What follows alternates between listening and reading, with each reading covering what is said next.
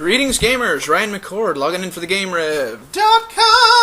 Alright, so this week we're talking about the new Mortal Kombat Legacy Episode 4, Mileena and Kitana. Gotta say, really a big fan of the animation. Lots of blood in this episode. Got Baraka stabbing people in the face. Here's the thing. Mileena and Kitana are known for two things. Well, four things really. Boobies. There. I said it. I'm sorry. I hate to be that guy. But the girls in Mortal Kombat are objects. Sorry, girls! I get what you guys are trying to do with the whole teaser, we're going to show you more later kind of a thing, and don't get me wrong, their backstory was interesting, but we're not as invested in these characters.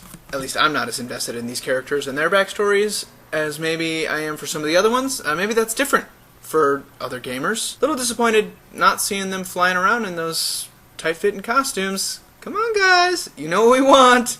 There's a reason that we play this game. Come on, just a little booby. I'm glad that it was not censored. Very disappointing that last week the whole Johnny Cage thing was released first as a censored episode. And yeah, my bad. They definitely had a nut punch in there. I just don't think it was shot as great as it could have been. They had the view of the bad guy's butt, and he went in and he punched it. That was a little unfortunate. A little more east to west orientation might have made it a little better, so we could really just see the hand connecting with the nut. Hand, nut. Hand, nut. Also in games this week, the new Black Ops expansion pack, Escalation, came out. I like them. They're fun. I really like the convoy. I really like the zoo. There's a lot of levels in these maps. There's a lot of variation. I like the weird, empty carnival feeling of the zoo. It's cool. It's fun. It's a little spooky. It's a little creepy. And then the convoy has a little more traditional military zone flair to it. It's not reinventing the wheel. You know, it's more of the same good thing, and it's keeping it fresh for the players. Also, big in gaming this week, Outland, the 2D platformer from Ubisoft, which combines some really gorgeous animation and graphics, tight-ass, slick controls, just lush, gorgeous jungle background.